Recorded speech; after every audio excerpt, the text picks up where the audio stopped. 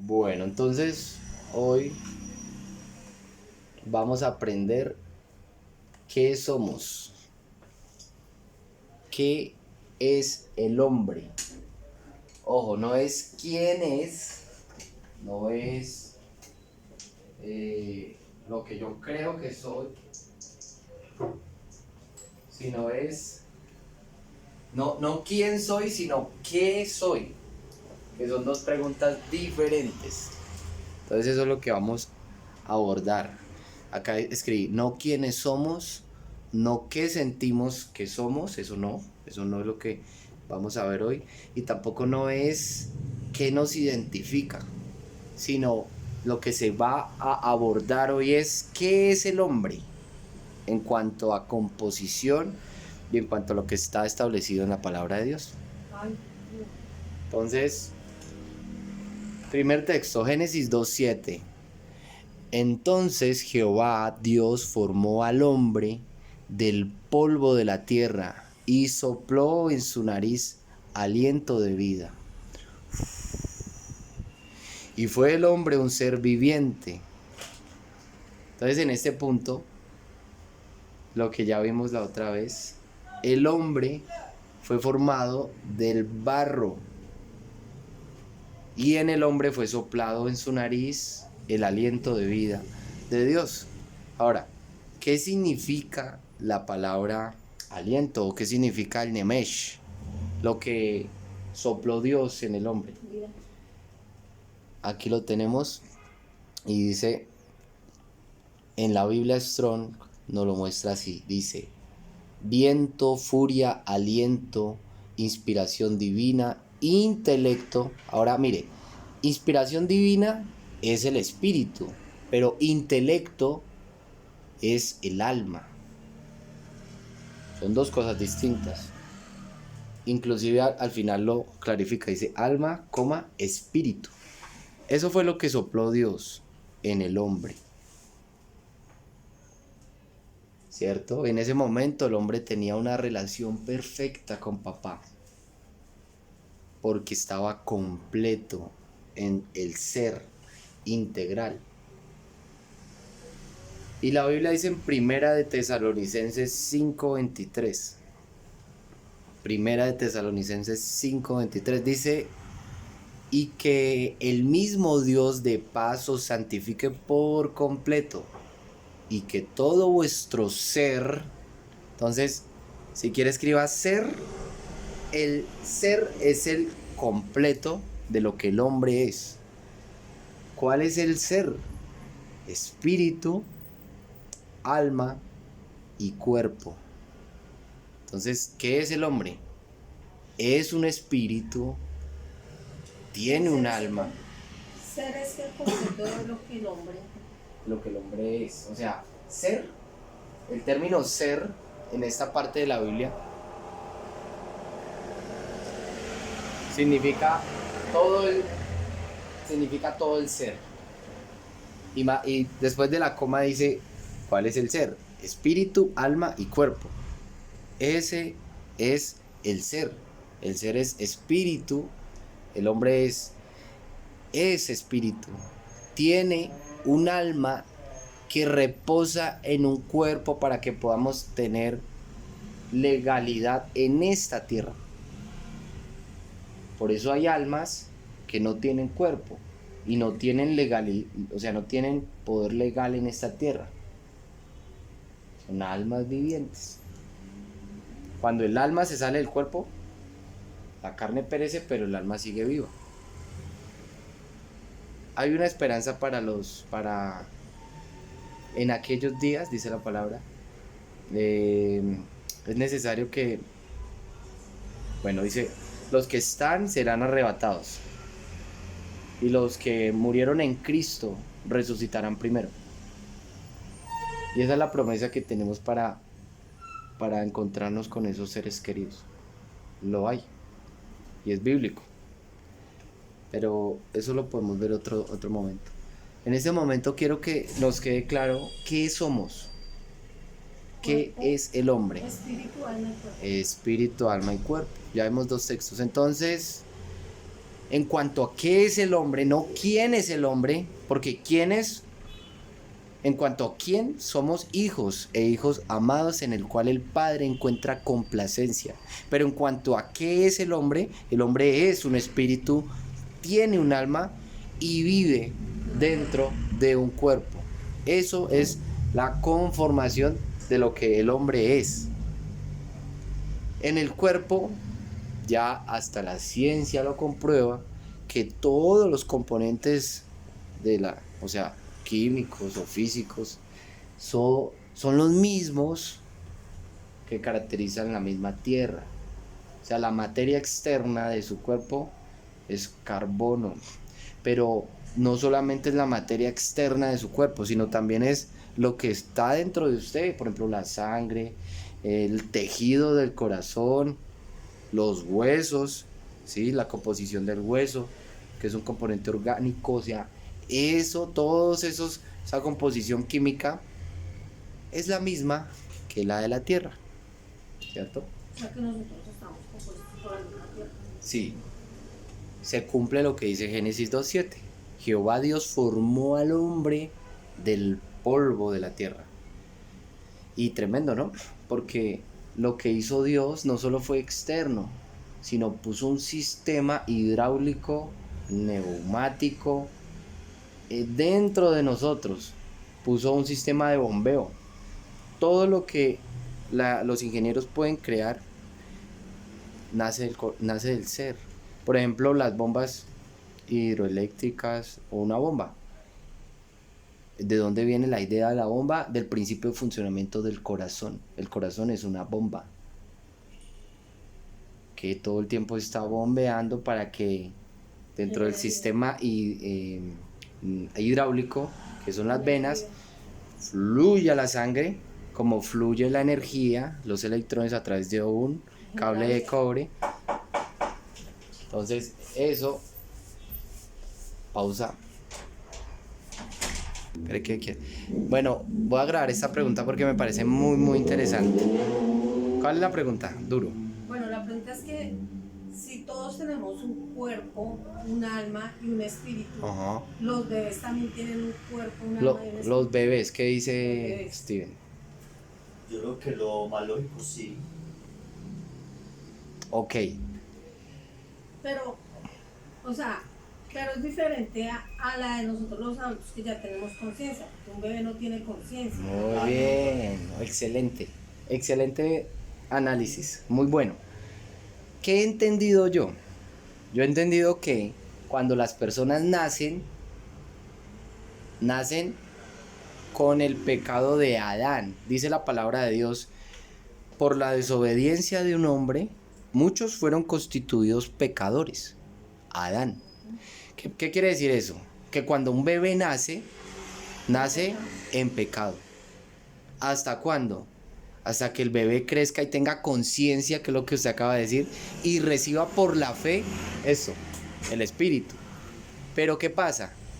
Como es un ser inocente que solamente Dios sabe en qué momento ese ser inocente deja su estado de inocencia. O sea, solo Dios sabe en qué momento realmente nosotros dejamos de ser niños inocentes y empezamos a tener un estado de conciencia.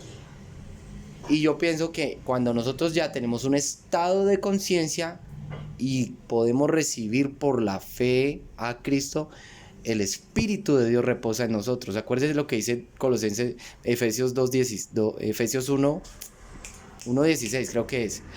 Dice, habiendo oído el evangelio de vuestra salvación y habiendo creído en él, fuisteis sellados con el Espíritu de Dios. Una pregunta. Cuando, por ejemplo, los niños que nacen enfermos, digamos como un niño autista o un niño mongólico, ¿ellos Pues, qué? yo no sé todas las respuestas, pero yo creo, lo que yo pienso es que ellos están siempre en un estado de inocencia. Y Dios es un Dios justo. Solo Dios sabe cómo juzgará a una persona que tenga un estado de inocencia. Sí. ¿Cierto? Sí. Porque la verdad, una persona adulta que sufra un problema mental, para mí, todavía no tengo como soporte bíblico, pero para mí esa persona está en estado de inocencia. Porque esa persona Sí, claro. no razona, no es igual a O sea, no puede, digamos, asimilar lo que nosotros estamos haciendo. yo creo eso. Porque, por ejemplo, digamos, los niños, ¿no? O sea, yo me refiero a los niños cuando son niños...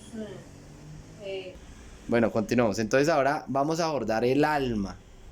Y vea, realmente en el estudio que hice, que no lo hice hoy, sino hace rato, tengo este texto que quiero que lo reflexionemos, porque quiero que nosotros desde el entendimiento, que es el espíritu, podamos discernir lo que es correcto y lo que no es correcto.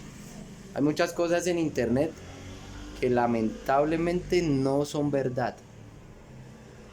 Vea, Eclesiastés 3:11 dice: todo lo hizo hermoso en su tiempo y ha puesto, ojo a esta palabra, eternidad.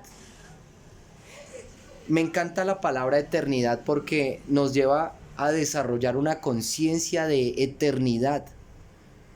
El evangelio tiene que producir una conciencia de eternidad, no una conciencia de temporalidad.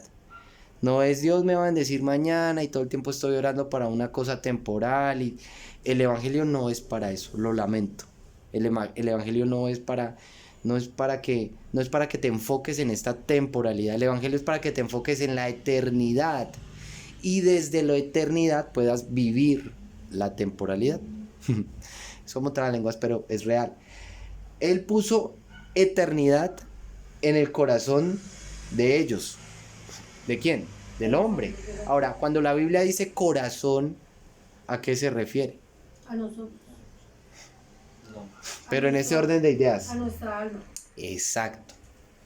No se refiere al corazón, bomba.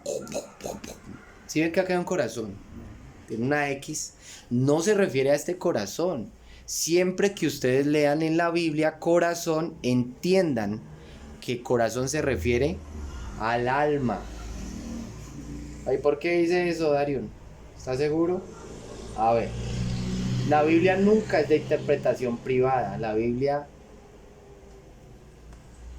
dice, mire lo que dice, hay una ley de la hermenéutica que se llama la primera mención. Génesis 6:5 fue la primera vez que se nombró corazón, en Génesis 6:5. Mire lo que dice: el Señor vio que era mucha la maldad de los hombres en la tierra, que toda intención de los pensamientos de su corazón. El corazón tiene pensamientos. Entonces, ¿a qué se referirá Dios? Al hombre. Al alma. Al alma, porque en el alma es donde reposan los pensamientos, las emociones, los sentimientos. En el alma reposa todo ese mar de pensamientos que tenemos todos los días. En el alma reposan las emociones, que juegan un papel muy importante para nuestra toma de decisiones en la vida. Si te sientes mal, es porque en el alma te estás sintiendo mal, no en el espíritu, O sea, y que no si- en la carne, Si uno tiene una alegría también es en el alma. en el alma. Ahora, ¿qué hace el evangelio? El evangelio desde el espíritu afecta el alma, y esa es la transformación a la cual Dios quiere que cada uno lleguemos, que es una transformación de toda la vida. La verdad es como un proceso de toda la vida donde cada vez tú vas a ser más dependiente del espíritu y no del alma, porque el alma juega un papel muy importante. Por eso la palabra dice: ante toda cosa guardada, guarda tu corazón, o sea, tu alma. O sea que la ansiedad también... La ansiedad depende reposa de en el alma, sí. Cuando la ansiedad, Todo la eso pereza, La pereza, bueno, todo eso reposa en el alma. Entonces, las alegrías, dése cuenta que Las las emociones, exacto. Entonces, dése cuenta que la Biblia dice que Dios puso eternidad en el corazón. Eternidad, o sea, eternidad es que no deja de ser. No deja de ser. Ahora, si nosotros decimos que es mentira, que el alma es eterna, como lamentablemente una secta lo dice, entonces nosotros estaríamos diciendo que Jesucristo pues fue a hacer una payasada completa. ¿Por qué? Porque Él vino a darnos vida eterna, porque uno- no muerte eterna, sino vida eterna. O sea que al morir nosotros resucitamos en Cristo. porque es necesario que este cuerpo corruptible se vista de incorruptible. O sea, el alma que reposa en estos cuerpos en los que habitamos, que son corruptibles porque el pecado mora en el corazón del hombre, lamentablemente, es necesario que se vista de incorruptibilidad. Ahora, mire lo que encontré. Dice, esto está en una página muy reconocida que me gustó, pero tuve un problema en este punto. Dice, en la Biblia la palabra alma traduce el término hebreo nefesh, hasta ahí vamos bien, y el griego psikai. El término hebreo puede significar literalmente criatura que respira, hasta ahí vamos bien. Y el griego suele transmitir idea de ser vivo. Ahí tengo un problema con esta definición, porque en esta doctrina están diciendo que el alma es el ser vivo completo. ¿Y qué dijimos al principio? Que el ser vivo completo no es solo el alma, el ser vivo completo es el espíritu, el alma y el cuerpo. Ese es el ser completo. O sea, hablando en términos de esta temporalidad, el ser vivo no es solo el alma. Dice, persona o individuo, por tanto puede decirse que el alma se refiere al propio ser, a la criatura o la persona en su totalidad. Eso no puede ser correcto. Si esto es correcto, ellos argumentan que el alma muere y ahí se acabó todo. Se acabó todo y ya, dejó de existir. Si eso fuese irreal, entonces Cristo vino a hacer una payasada aquí en la tierra. Por eso esta doctrina no cree que Cristo sea el Salvador, porque para ellos no hay eternidad. Ahora, identificar un problema nunca es edificar la iglesia. ¿Pero por qué les digo esto? Porque es importante que cuando nosotros escudriñemos cosas e investiguemos, lo hagamos desde el Espíritu. La Biblia no se puede interpretar si no es desde el Espíritu. Si se pudiera interpretar sin el Espíritu, Satanás entendería la Escritura y hubiese evitado el plan de redención de Cristo. Pero Satanás puede conocer, pero no puede entender la palabra de Dios. Nosotros sí la entendemos, porque el Espíritu de Dios habita en nosotros. Tenemos conciencia. La conciencia es afectada por el Espíritu. Entonces, eso lo digo para tenerlo presente. Y también tengo estos dos textos que dice Génesis 2:7, más del árbol de la ciencia del bien y del mal no comerás, porque el día de que él comieres, ciertamente morirás. Dios dijo que el hombre iba a morir. Pero díganme ustedes qué creen que fue lo que murió cuando Adán y Eva comieron del árbol. El cuerpo. ¿Murió el cuerpo? O sea, ellos comieron no. y se desplomaron. No. ¿Qué murió? El alma. O sea, se salió el alma del cuerpo y dejó de existir. No. Si el alma es eterna. No. Murió el espíritu. Murió el espíritu. Exacto. Lo que podía comunicarse con Dios murió. Ellos eran un ser perfecto, pero pecaron, cometieron alta traición y el espíritu murió en ellos. Ahora, el hombre no se puede comunicar con Dios, pero Dios sí se puede comunicar con el hombre. Por eso es que nosotros tenemos que entender que nosotros nunca podemos ir a Dios. Nadie puede, yo voy a ir a buscar a Dios. No, tú no puedes buscar a Dios. Legal y judicialmente no lo puedes hacer. Dios es el que te encuentra y te atrae con lazos de amor, porque toda la obra es de Él y porque la gloria siempre, toda es para Él 100%, no para nadie más. Entonces, dése cuenta que no murieron en el alma ni en el cuerpo, sino en el espíritu. Ahora dice, pues Dios amó tanto al mundo que dio a su Hijo único para que todo aquel que en Él cree no muera, sino que tenga vida eterna. O sea, el que crea en Cristo que no muera eternamente. Entonces, ¿qué pasa con esta secta? Esta secta, lo que entendí es que ellos entienden que cuando la Biblia dice muerte, es que se acabó todo, pero no entienden un concepto que es muerte eterna y vida eterna. Ay, me da mal. Listo. Ahora, desde este momento quiero que nosotros nos familiaricemos con estos dos términos, muerte eterna y vida eterna. ¿Listo? El propósito de Jesús es salvar a la gente para que no tenga muerte eterna, sino para que tenga vida eterna. Ese es el propósito de Cristo al venir a la tierra. para que no mueran eternamente, sino para que vivan eternamente. Aló, buenas noches. Sí, ahora con él. ¿Ok? ¿Hasta ahí bien? Señor. Sí. Y aquí, donde yo saco mi tablón. Mire, después de la muerte puedes tener vida o muerte eterna o vida eterna. Entrad por la puerta estrecha. No traten, no procuren, no lo intenten, no, por sus propios medios, no. Dejen que Cristo sea su justicia. Es la única manera de ser salvos, dejando que Él sea nuestra justicia, porque por las obras de la ley nadie será justificado. La gracia no es un tema, la gracia es el Evangelio. La gracia no es un tema, la gracia es Cristo. Él es la gracia. Entonces, ahora, esto fue lo que hizo Jesucristo. Jesucristo vino a salvar al hombre. Ahora ya para terminar, vamos a ver la condición de Adán, la condición de Jesús. Ay, lo quitó. No, tranquila, solo estoy mencionando así rápido para que entendamos qué es lo que pasa con el hombre. Bueno, entonces continuamos. La Biblia dice que Dios, yo soy el Dios de Abraham, el Dios de Isaac y el Dios de Jacob. Él no es Dios de muertos, sino de vivos. ¿Pero a qué se refiere esto? A vivos en el espíritu. Él es Dios de vivos en el espíritu.